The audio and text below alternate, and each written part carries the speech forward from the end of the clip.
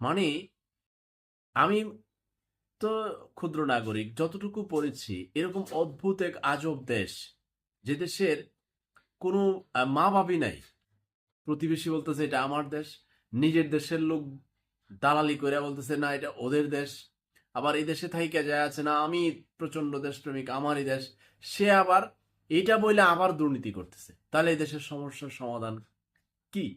শান্তি কবে? কোথায় শান্তি? হয়তো একদিন হবে, মহান আল্লাহ পাক চাইলে, নাহলে পানির নিচে যাবে।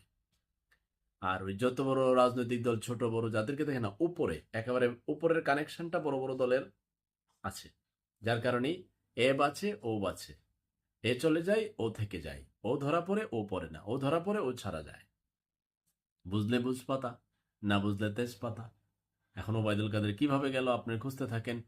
ব্রেকিং মিডিয়া নিউজ কভার, কামের কাম সব ওকে।